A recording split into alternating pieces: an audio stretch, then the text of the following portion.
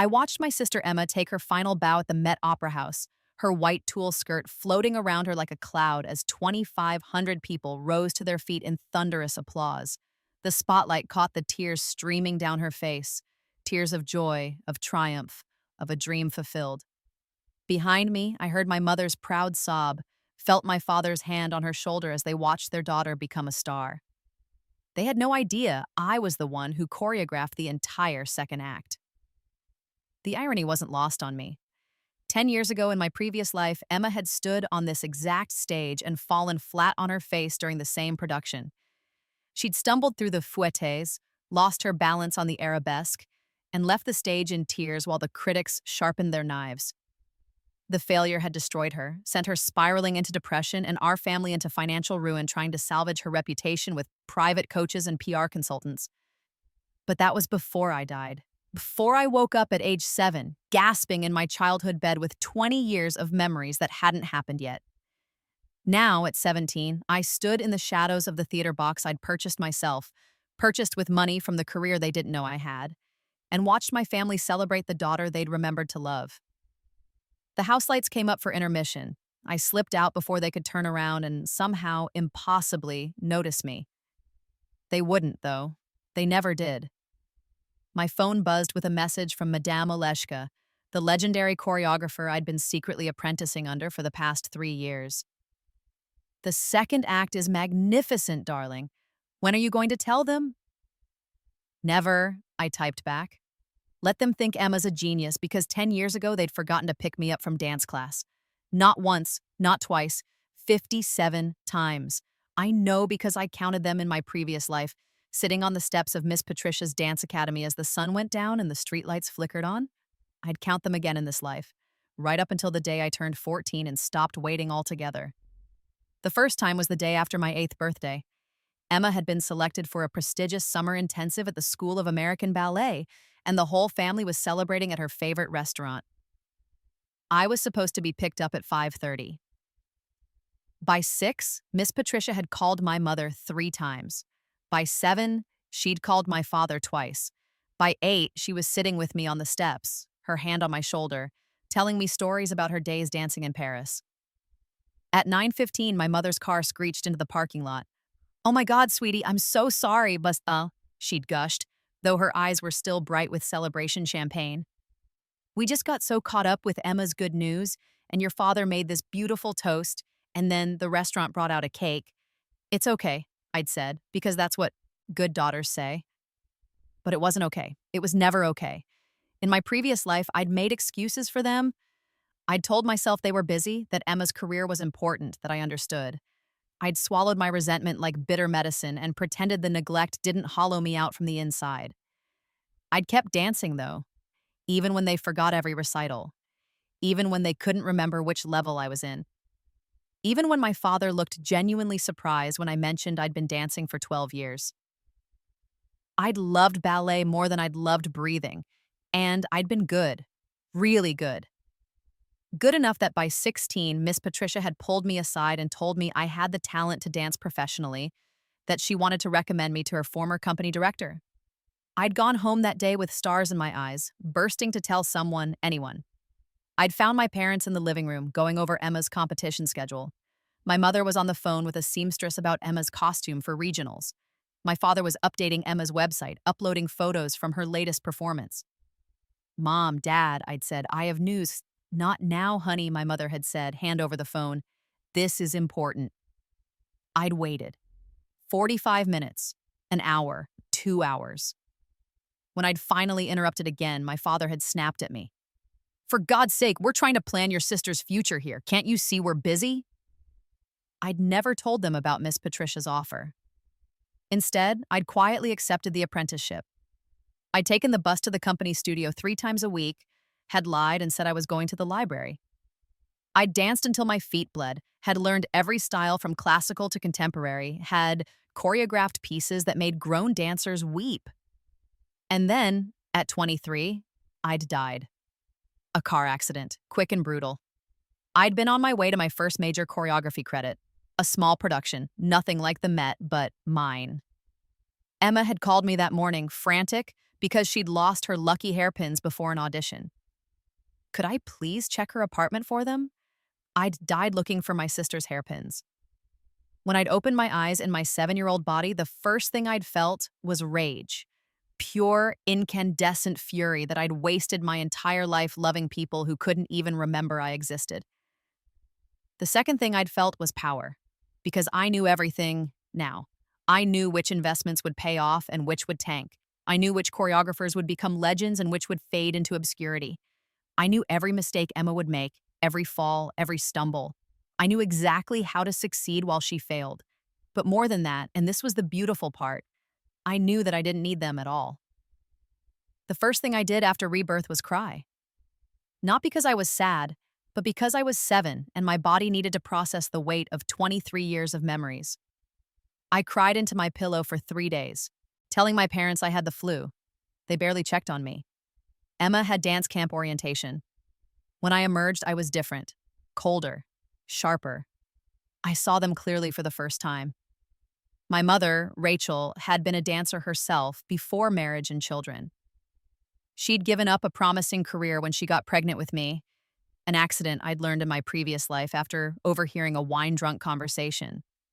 Emma had been planned, wanted, 2 years younger than me and 1,000 times more loved. My father, David, was a successful corporate lawyer who treated life like a case to be won. He'd poured money into Emma's dance career like he was trying to prove something. In my previous life, I'd later understood he was trying to give her the career my mother had lost. I was just the reminder of what my mother had sacrificed. Emma herself wasn't cruel, just thoughtless, spoiled. She genuinely didn't understand why I might be hurt when she borrowed my things without asking, or when our parents missed my school events to attend her competitions. In her world, she was the sun and the rest of us orbited around her. In my previous life, I'd loved her anyway. Not this time. This time, I had a plan. I was 8 when I made my first million. Well, technically I was 8 when I made the investments that would become my first million. But the money didn't clear until I was 11. I'd taken my birthday money, a whopping $50 from a grandmother they only remembered to call when they needed free babysitting, and bought Bitcoin through a complicated series of steps involving a fake ID, a burner email, and a coffee shop's public Wi-Fi. I'd done the same thing every birthday, every Christmas, every time someone gave me cash. By the time I was 12, I had a portfolio that would make hedge fund managers weep. By 13, I'd formed an LLC under a pseudonym. By 14, I had a team of lawyers who didn't know their client was a kid. By 15, I was funding my own dance training with the best teachers in the world, all of them sworn to secrecy. My family never noticed. They were too busy with Emma.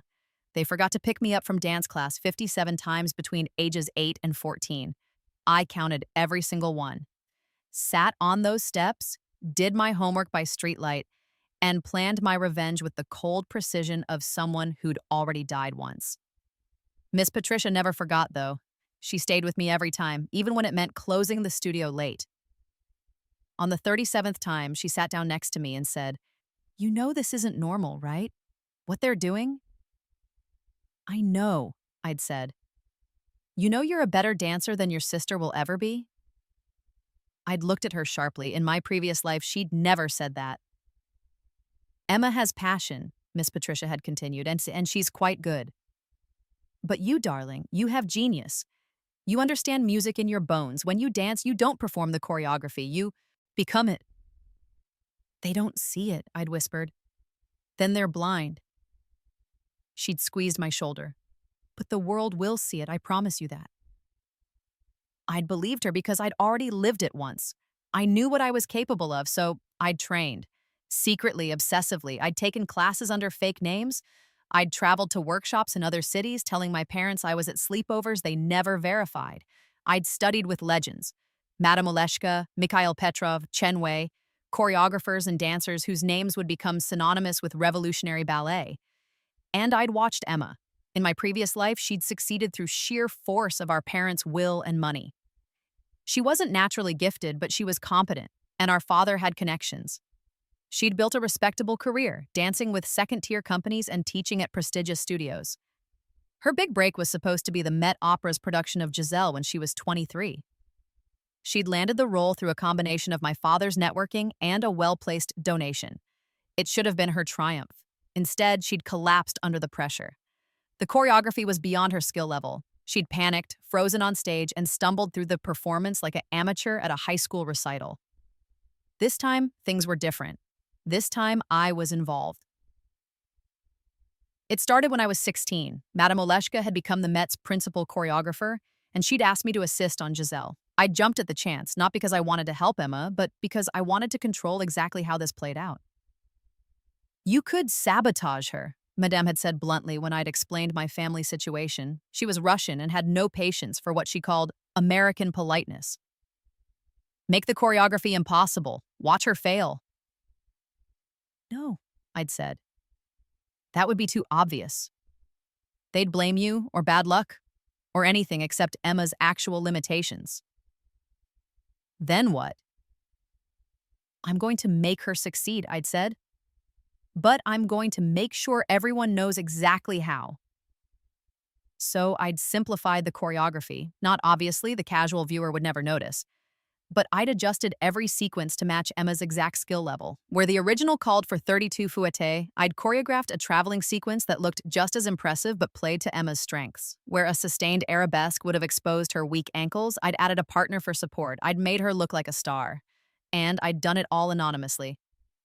Madame Oleshka took the credit publicly, but every dancer in the company knew who'd really created the magic. My reputation in the professional dance world grew while my family remained oblivious. The night of Emma's Met debut, the night I stood in that theater box watching her take her bows, was supposed to be my victory. I'd proven I could succeed without them. I'd built a career, made a fortune, and established myself as one of the most promising young choreographers in the world. But as I watched my mother's proud tears and my father's beaming smile, I realized something. It wasn't enough. They still didn't know, still didn't see me. Emma was taking credit for the choreography, telling reporters in the lobby about her vision for the character, her creative interpretation of the classic ballet. My phone rang. Madame Oleshka. You need to tell them, she said without preamble. This is getting ridiculous. Not yet. When? When it will hurt the most, I said, and hung up. I had one more move to make. The exposure came 3 months later at the annual Dance Excellence Awards in New York. Emma had been nominated for Best Performance by a dancer under 25. She'd spent weeks planning her dress, her speech, her entrance. My parents had flown in from California, had booked a suite at the Plaza, had invited extended family to watch the live stream. I'd been invited too, of course. Not as Emma's sister, but as A. Morgan, the pseudonym I'd used for all my professional work. I was nominated for Emerging Choreographer of the Year. My parents had no idea A. Morgan was me. Why would they? They'd never asked about my life. I wore a black gown I'd designed myself, elegant and simple. I'd arranged to arrive separately from Emma's entourage to sit in a different section. I'd planned this moment for months. Emma won her category. She gave a teary speech thanking our parents, her teachers, the brilliant choreographer who saw my vision and brought it to life. She didn't know the choreographer was in the room. Then came my category. The award for Emerging Choreographer of the Year goes to the presenter, a legendary principal dancer, opened the envelope. A. Morgan, for her revolutionary work on the Met Opera's production of Giselle. The room exploded in applause. I stood. I walked to the stage, my heels clicking on the marble floor. In the audience, I could see Emma's confused face. She was looking around, trying to figure out who A. Morgan was. I could see my parents doing the same. I climbed the steps, accepted the award. The crystal trophy was heavy in my hands, solid and real. I stepped to the microphone. Thank you, I said. This is incredibly humbling. I want to thank Madame Oleshka for taking a chance on an unknown choreographer and for keeping my identity private while I developed my craft. In the audience, Emma had gone pale. She was starting to recognize my voice. But I think it's time to step out of the shadows, I continued. My name is Alice Richardson. The gasp from my family was audible even from the stage. Some of you might recognize that name because my sister, Emma Richardson, just won the award for her performance in the ballet I choreographed. I smiled. Emma, sweetheart, I'm so glad you loved my vision. The room went silent. Then someone started laughing. Madame Oleshka, I realized, her cackling echoing through the ballroom. Others joined in, not cruelly, but with the delight of witnessing perfect dramatic irony. I started choreographing when I was 8 years old, I said into the microphone. I took my first professional assignment at 13. I've studied with the greatest minds in dance, funded entirely by my own investments and work. And I did it all while my family forgot to pick me up from dance class. My mother's face had gone from pale to red. 57 times, I said clearly. 57 times I sat on the steps of Miss Patricia's dance academy, waiting for someone to remember I existed. 57 times I was forgotten because Emma had practice, Emma had a recital, Emma had a competition. I looked directly at my father. Do you know what level I was in ballet, Dad? Do you have any idea how many years I danced? He couldn't answer. The cameras were on him now, the live stream broadcasting his stunned silence to thousands of viewers. The answer is 16 years, I said. I danced for 16 years, and you never once came to a recital. You never asked to see me perform. You never even knew I was good enough to go professional. I held up the award. But the rest of the world noticed. This is my third major choreography credit this year.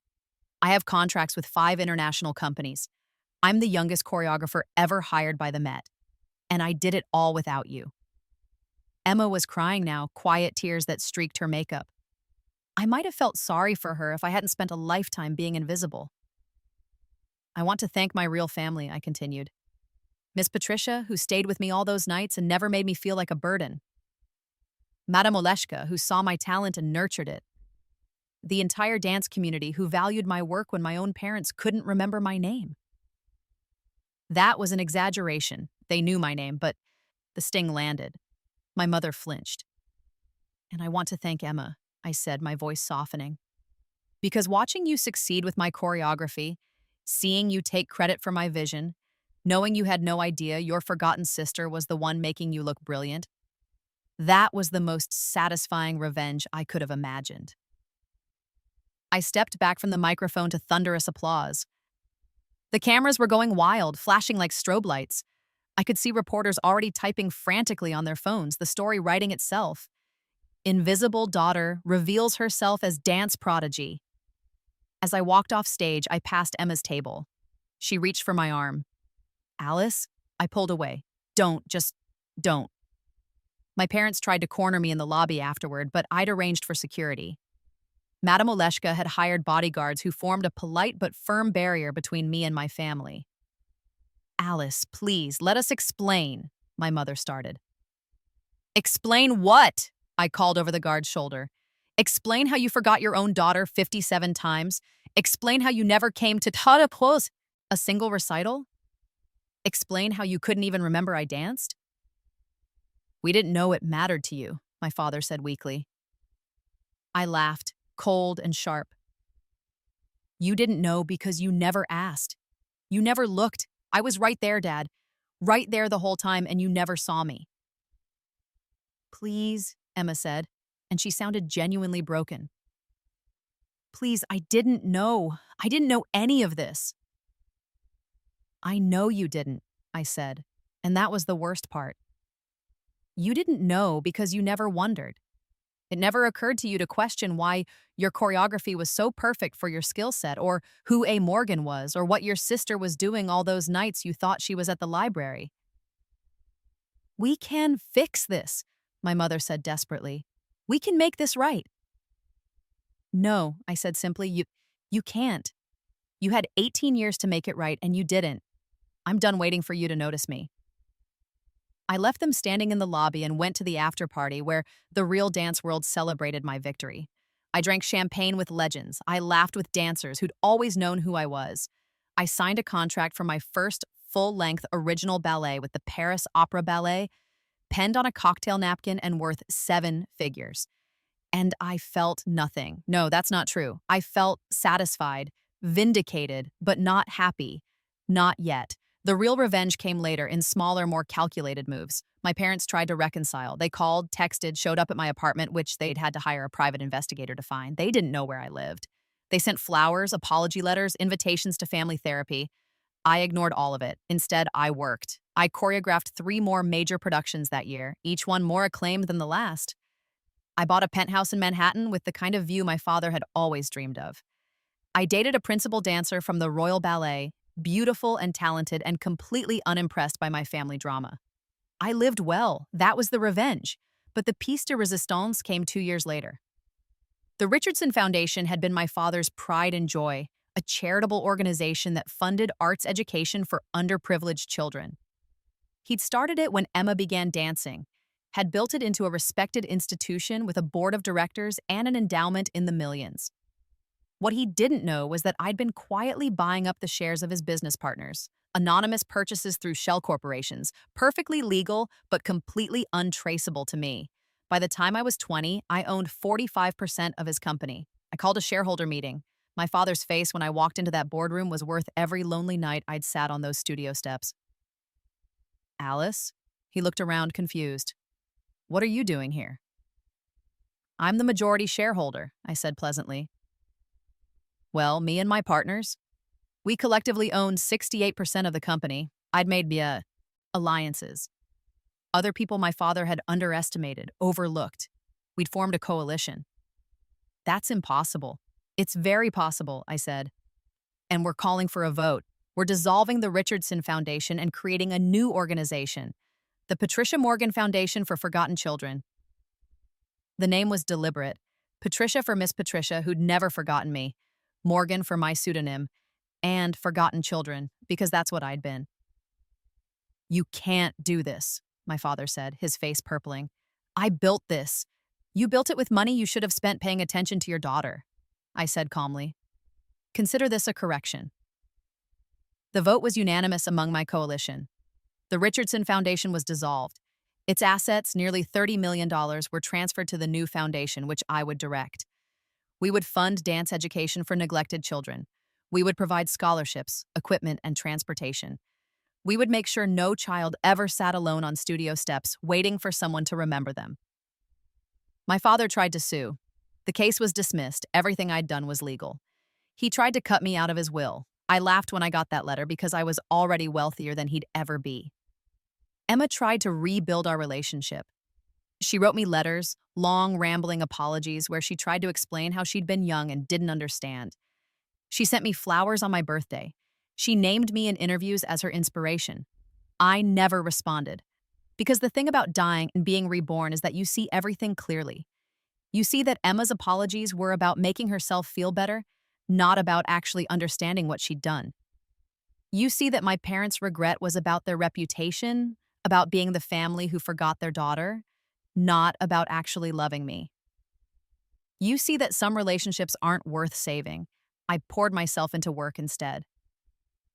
By 22, I'd choreographed for every major company in the world. I'd won a Tony Award for a Broadway show, a Bessie for experimental dance, and another Dance Excellence Award for Lifetime Achievement, the youngest recipient ever. I'd bought Miss Patricia's Dance Academy when she retired and turned it into a flagship school for the foundation. I'd hired teachers who understood what it meant to be overlooked, who watched for the quiet kids in the back, who never forgot to pick up their students. I'd built an empire from the ashes of my neglect. And still, my family kept trying. They showed up at my performances. They sent gifts to my offices. Emma dedicated her first choreographed piece to me, a clumsy emotional mess that critics panned and I never watched. My mother wrote me a letter on my 25th birthday that I finally opened. Alice, I know you won't forgive us. I know we don't deserve it. But I need you to know that not a day goes by where I don't think about those 57 times. I've driven past Miss Patricia's old studio, and I've sat in the parking lot imagining you on those steps. I've watched you on stages around the world through screens because you won't let me come in person. I'm proud of you.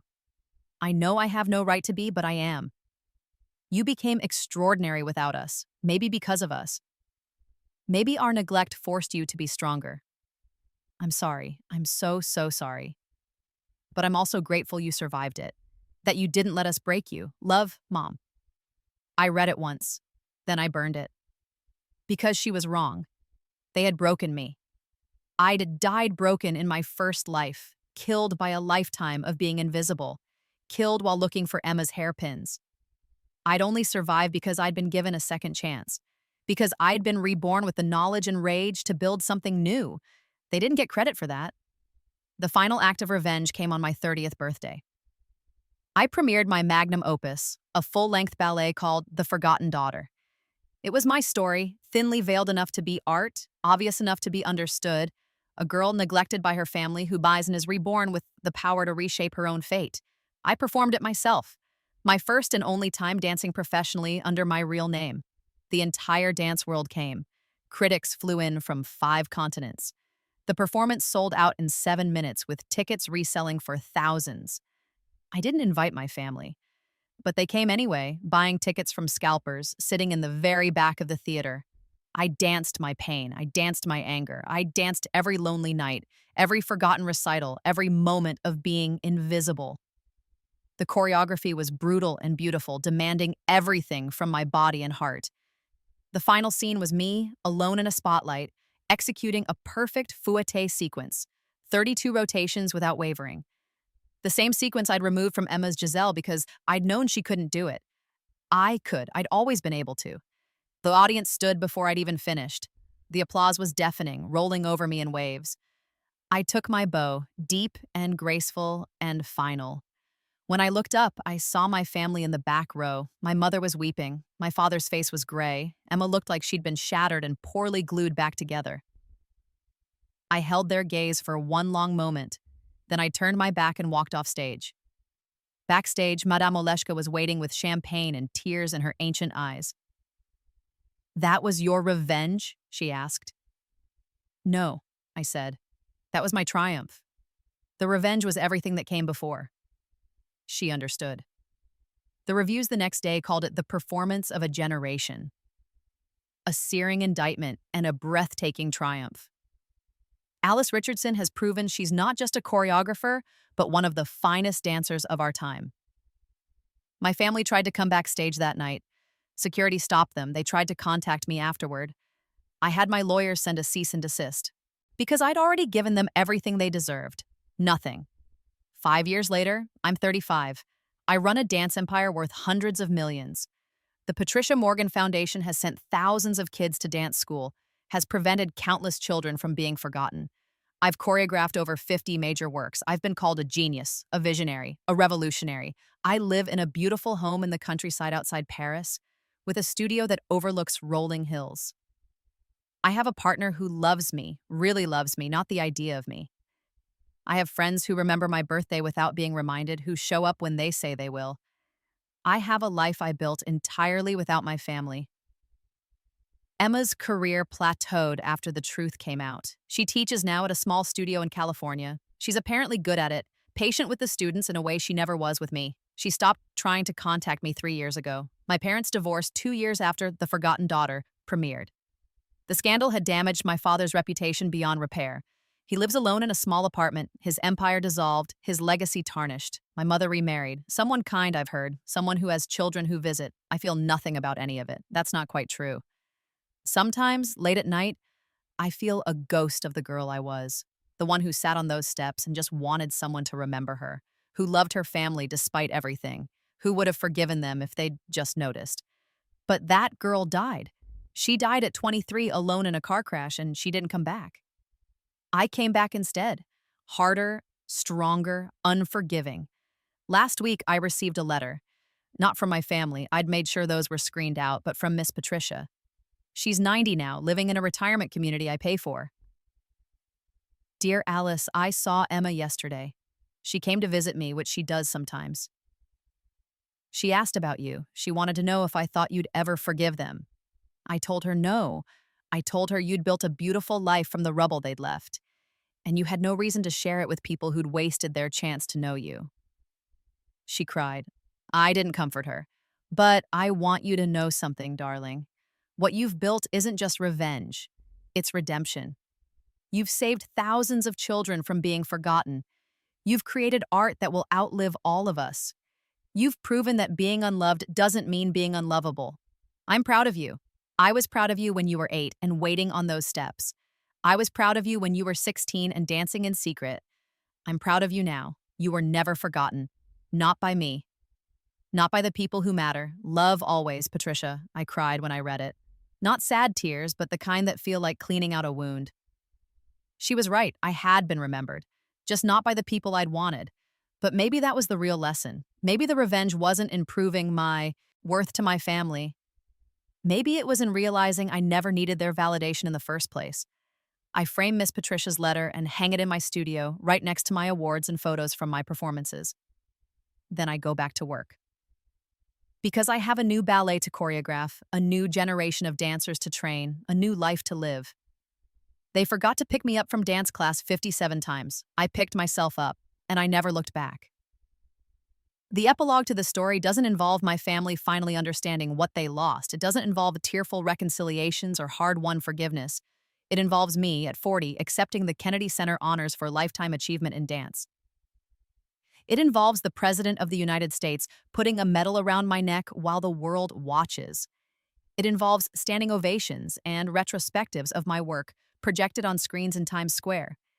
It involves Miss Patricia, 95 and frail but insisting on attending, crying happy tears in the front row. It involves my partner proposing to me on that stage in front of everyone because they know I'm not afraid of being seen anymore. It involves me saying yes. The cameras catch my family in the audience. They'd bought tickets, somehow found out I couldn't ban them from a presidential event. My mother's face is hopeful. Emma's is resigned. My father looks old. I don't acknowledge them, not out of cruelty, but out of indifference. They're strangers to me now, strangers who happen to share my DNA, who happen to be present for the first 18 years of my life. They don't know me. They never did, but the world knows me. The thousands of dancers I've trained know me. The millions who've seen my work know me. And most importantly, I know myself. I know I'm brilliant. I know I'm worthy. I know I'm loved, not because they finally see it, but because I never needed them to.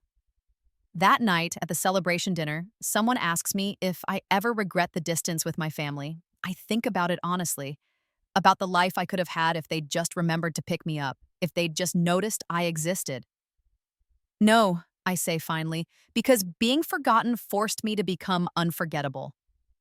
And I am. The Patricia Morgan Foundation grows every year, its reach extending to every continent. We don't just teach dance, we find the invisible children, the ones sitting alone waiting to be remembered, and we give them a place where they matter. My ballets are performed in every major city. They're taught in schools, analyzed in dissertations, celebrated as turning points in the evolution of dance. My name, my real name, Alice Richardson, is spoken with reverence in the dance world. Not A. Morgan, not Emma Richardson's sister, just Alice, just me. I'm 50 now at the height of my powers. My latest work, Rebirth, is a meditation on second chances and self-creation. It's my most autobiographical piece yet, and critics are calling it my masterpiece. Emma is in the audience for the premiere. She's 60, retired from dancing, running a small studio. She comes to all my performances now, always sitting in the back, never trying to approach me afterward. I see her sometimes in the lobby after shows. She looks tired, sad, like she's carrying the weight of 57 forgotten afternoons. Good. My parents are both dead now. My father went first, a heart attack at 70. My mother followed 3 years later. They left everything to Emma, who tried to give me half. I donated it to the foundation. I don't need their money. I never did. What I needed was for them to show up, to remember, to see me. And they didn't. So I learned to see myself. That's the real ending of the story. Not revenge, though that was sweet. Not success, though that was satisfying. Not even forgiveness, because some things don't deserve to be forgiven. The ending is me, standing in a spotlight of my own creation, dancing a life I built from nothing, loved by people who chose to know me. The ending is knowing that being forgotten was the best thing that ever happened to me, because it forced me to become someone worth remembering. And I did. They forgot to pick me up from dance class. After Rebirth, I never told them I made Prima. I told the whole world instead.